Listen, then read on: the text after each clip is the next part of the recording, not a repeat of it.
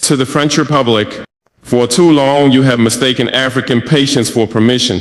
You thought our silence meant surrender. You believed our diplomacy was weakness. You misread our civility as chains, forgetting that even a lion sleeps with dignity. But I write you now, not in anger, I write you with the calm of the ancestors, with the stillness of those who stood beneath colonial gallows, yet never bowed their spirits. I speak with the voice of empires older than your archives, from kingdoms whose gold-built cathedrals you now claim as yours. This is not a letter, it is a reckoning. You came to our lands as guests and left as thieves. You entered with Bibles in one hand and bayonets in the other, preaching salvation as you shackled our minds and plundered our minerals. You renamed our rivers, desecrated our shrines, obliterated our museums, and then dared to teach us civilization. What is civilization to a people who built Timbuktu when Paris was a swamp? What is progress to a people who mastered astronomy while your king still feared eclipses? France, this is not about the past alone. This is about your present appetite. This is about how you still drink from African wells and pretend your thirst is righteous. You speak of partnerships, yet your embassies dictate our elections. You preach free markets, yet your companies monopolize our resources.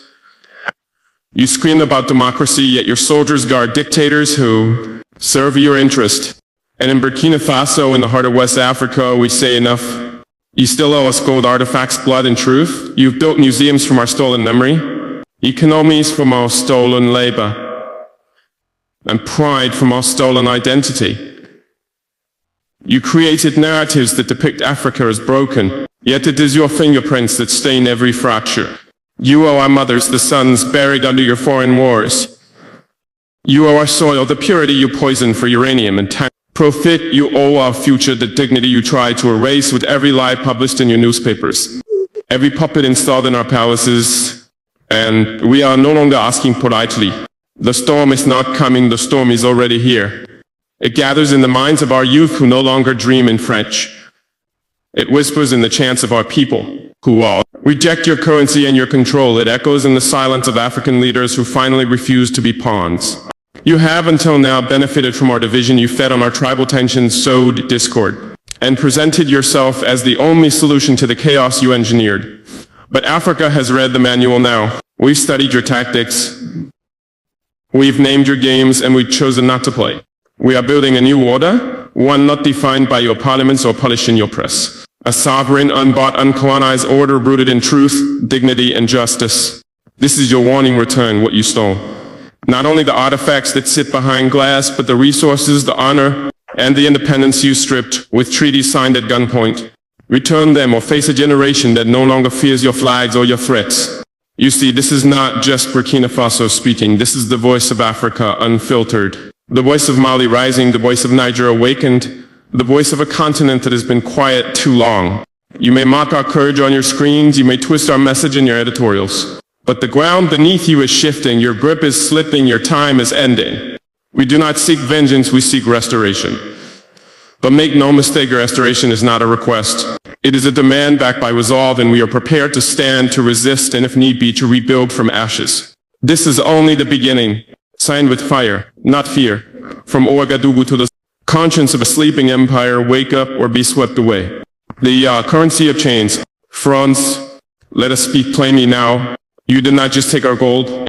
You minted it into your prosperity, then returned to sell us back our own freedom at interest. The CFA franc, that colonial relic you swore was an economic partnership. Let the world hear it today. It is not a currency, it is a lishek. For decades, your government claimed it ensured stability. But whose stability? Was it the African farmer who could not export his harvest without your permission? Was it the mother in Ouagadougou whose bread cost more because the euro sneezed in Paris? Was it the young Burkinab genius who had to flee to Lyon or Marseille to find value for his mind? No, the only stability it brought was to your stock markets, to your illusion of African dependency, to your dream that our nations would never truly stand alone, because your hand would always be on our throat. Disguised as a handshake, you demanded we deposit our foreign reserves with your central bank. You taxed our sovereignty before we ever collected it. You robbed us and told us to be grateful for your management of the spoils. How dare you? You built cathedrals in Paris with the profits from Congolese rubber, Ivorian cocoa, Burkina cotton, and then had the audacity to place African masks in your museums labeled not as loot, but us artifacts generously donated. You built wealth with stolen hands and then raised those same hands as if they were clean. But we remember how your corporations operated behind puppet regimes siphoning uranium from Niger. While her people sat in darkness, we remember how your embassies played chess with our elections, installing leaders who spoke French fluently but never dared speak freedom. We remember the coups you funded, the resistance you labeled as rebels, the patriots you called threats to democracy. No more. The youth of Africa are not your colony.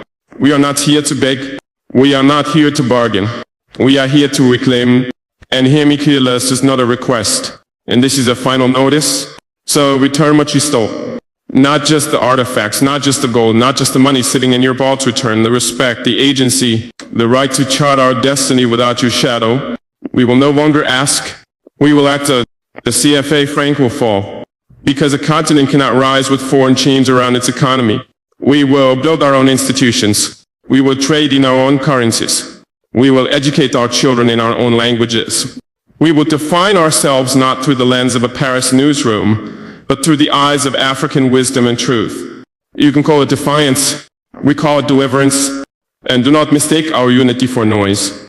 What you hear rising across West Africa is not mere outrage, it is order being restored. What you hear from Mali, from Niger, from Burkina Faso is the sound of empires being broken. Without bullets, just by the truth. We did not come to threaten you with war. But understand this, if you continue to threaten our freedom with debt, dependency, and deceit, then you will indeed face a storm not of our weapons, but of our will. A storm of minds awakened. A storm of youth mobilized. A storm of nations aligned no longer on your terms, but on our own. Africa will not remain in the waiting room of history. Our hour has struck, and in this new dawn, the old currency of control is worthless. The lion has risen, and he does not negotiate with those who once held the whip. The why of civilization. France, you once called it a civilizing mission. You arrived with the Bible in one hand and a rifle in the other. You taught us your prayers but banned our drums. You showed us cathedrals, then destroyed our temples. You spoke of light but moved like shadows. And when you were done baptizing the soil in our blood, you dared to say we were better off. Better off. You erased languages that carried centuries of wisdom. You outlawed names that spoke of identity and spirit. You tore families from roots, turned kings into prisoners, turned queens into housemaids. You humiliated sages, buried griots, and then wrote your own version of history, where the conqueror is always civilized and the victim always silent. But hear this now. We were never uncivilized. We were uncolonized. And there's a difference. Before you built your palaces, we built kingdoms. Before your flags flew over our lands, our ancestors flew with the stars. Timbuktu was teaching the world when your kings were still hunting in forests.